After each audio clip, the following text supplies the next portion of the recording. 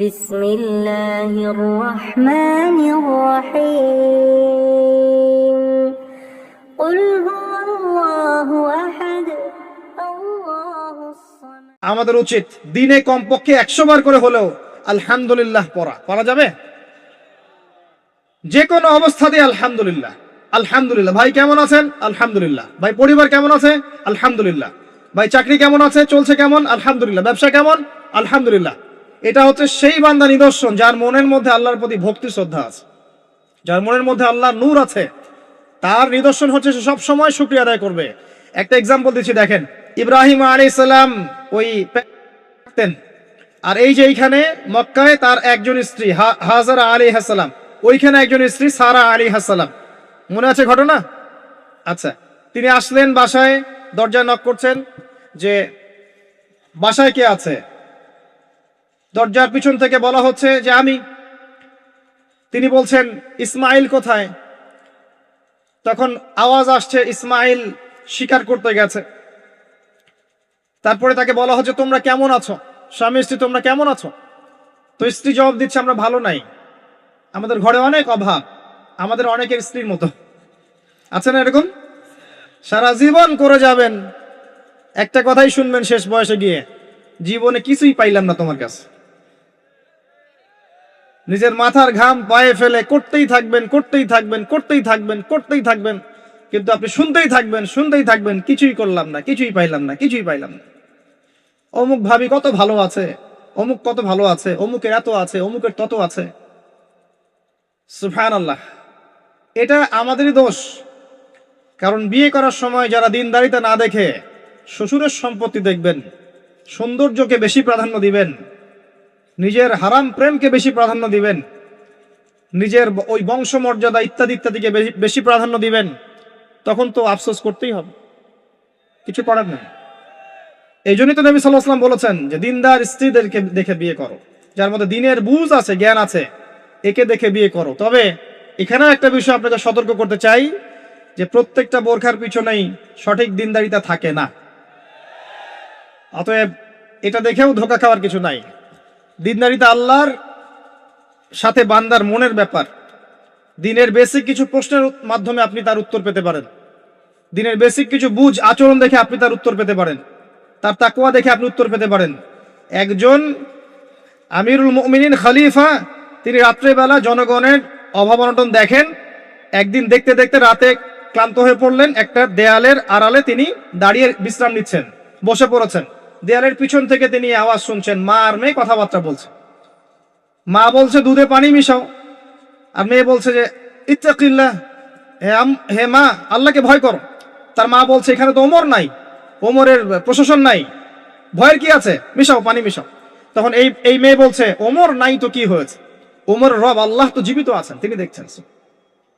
ওমর রাদিয়াল্লাহু আনহু পরের দিন ওই বাড়িটা মার্ক করে রাখলেন রাত্রেবেলা। পরের দিন তার ছেলেকে নিয়ে আসছেন এই বাসায়, এসে মেয়ে দেখাচ্ছেন, এই মেয়ে পছন্দ হয় কিনা দেখো। মেয়ে পছন্দ হয়ে গেছে। আমিরুল মুমিনিনের মানে রাষ্ট্রপ্রধানের ছেলের সাথে এই মেয়ের বিয়ে হয়ে গেল। দুধওয়ালি, দুধ ধোয়াচ্ছেন যেই মেয়ে। কি দেখে বিয়ে দিলেন? সৌন্দর্য দেখে? বংশমর্যাদা? শ্বশুরের টাকা? যৌতুক? এই কাজ যদি আমরা করতে না পারি, সংসারে শান্তি আসবে না, তখন কিছু করার থাকবে না ভাই। কারণ এই ফিতনায় একবার ঢুকে গেলে জীবনটা ম্যাসাকার। এগুলো ডিল করতেই দিন অনেক চলে যাবে। দিনের ফিকির পরে দেখবেন পরিবার সামলাতেই সময় শেষ, দিন শেষ। মানসিকভাবে যদি আপনি ফ্রেশ না থাকেন, ভালো না থাকেন, সাউন্ড না থাকেন, আপনি দিনের জন্য কিন্তু কিছু করতে পারবেন না। আর পরিবারে যদি নেককার স্ত্রী না থাকে, আপনি মানসিকভাবে ভালো থাকবেন না, এটা প্র্যাকটিক্যাল কথা। তো ওই যে স্ত্রী বলছে আমরা ভালো নাই, ইসমাইল শিকার করতে গেছে, আমরা ভালো নাই, একবেলা খাই একবেলা খেতে পারি না, ভালো নাই।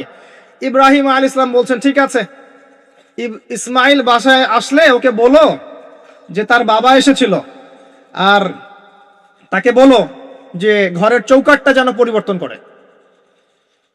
কথা কি বুঝতে পারছেন?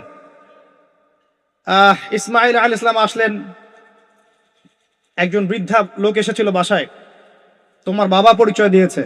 কি বলেছে যে ঘরের দরজা যেন পরিবর্তন করি। তখন তিনি বলছেন তুমি কি এমন বলেছিলে যার কারণে এই কথাটা বলেছে? তো তিনি বলছেন, আমি বলেছি আমরা ভালো নাই, আমরা অভাবে আছি, তুমি শিকারে গেছো ইত্যাদি। তখন তিনি বলছেন, তুমি ভুল করেছো। তিনি আমার বাবা ছিলেন, তিনি একজন নবী, তিনি ইনডাইরেক্টলি আমাকে বলেছেন আমি যেন তোমাকে তালাক দেই। এক কথায় তালাক হতে পারে? দিনদারিতা না থাকলে তালাক দেয়া যায়। যদি ধৈর্য ধরতে ধরতে ধরতে ধরতে আপনি অতিষ্ঠ হয়ে যান, দিনের ব্যাপারে আর কম্প্রোমাইজ করতে পারেন না, সেক্ষেত্রে তালাক একটা অপশন আছে। এটা খারাপ নয়, যদিও এটা মন্দের ভালো একটা অপশন, কিন্তু সবর করতে উৎসাহিত করা হয়েছে। সবর করতে করতে করতে করতে যদি ভিতরটা পরিবর্তন না হয়, এরকম আল্লাহর প্রতি অকৃতজ্ঞ মানুষকে নিয়ে আপনি সারা জীবন চলতে পারবেন না।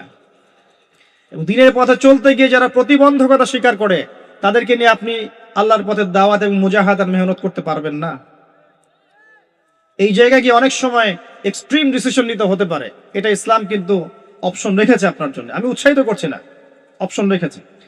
এরপরে আবার তিনি আসলেন অনেক বছর পর, এসে আবার নক করলেন যে আসসালামু আলাইকুম। ওয়ালাইকুম সালাম। ইসমাইল কোথায়? শিকার করতে গেছে। তোমরা কেমন আছো? আলহামদুলিল্লাহ, আমরা অনেক ভালো আছি। ঠিক আছে, ইসমাইল বাসায় আসলে তাকে বলো ঘরের চৌকাঠটা যেন যত্ন করে আদর করে মহব্বত করে রাখে। কথা বুঝতে পারছেন? এবার ইসমাইল আলাইহিস সালাম আসলেন বাসায়, তার স্ত্রী জিজ্ঞাসা করছে, একজন বৃদ্ধা এসেছিলেন, তোমার বাবা পরিচয় দিয়েছেন, কি বলেছে? বলেছে তুমি যেন ঘরের চৌকাঠটা তুমি যেন অটুট রাখো, বহাল রাখো। তুমি কি বলেছো? আমি বলেছি আমরা অনেক ভালো আছি। তখন তিনি বলছেন, আমার বাবা তোমাকে অনেক পছন্দ করেছেন এবং তোমাকে নিয়ে আমাকে সংসার করতে বলেছে। এই হলো অবস্থা। শুকরিয়া আদায় যারা করতে পারবে না, তাদেরকে নিয়ে চলা মুশকিল। লুকমান হাকিম, যাকে প্রজ্ঞা দেয়া হয়েছে, তাকেও আল্লাহ পাক আদেশ করছেন তুমি আল্লাহর শুকরিয়া আদায় করো। যে ব্যক্তি আল্লাহর শুকরিয়া আদায় করে, কৃতজ্ঞতা প্রকাশ করে, যে কোনো হালতেই বলতে পারে আল্লাহ আলহামদুলিল্লাহ আমি ভালো আছি। এবং আল্লাহ রাসূল সাল্লাল্লাহু আলাইহি ওয়াসাল্লাম বলেছেন, কখনো উঁচু স্তরের লোকদের দিকে তাকাবে না। যার উঁচু বাড়ি আছে, তোমার চেয়ে উঁচু বাড়ি আছে, তোমার চেয়ে বড় গাড়ি আছে, তোমার চেয়ে বেশি টাকা আর্ন করে, ওদের দিকে দেখবে না, ওদের দিকে চোখ দিও না। বরং তোমার চেয়ে নিচে যারা আছে, দরিদ্র যারা, তোমার চেয়ে যারা দরিদ্র, ওদের দিকে তাকাও। তাহলে তুমি আল্লাহর নিয়ামতের শুকরিয়া আদায় করতে পারবে ইনশাআল্লাহ তাআলা।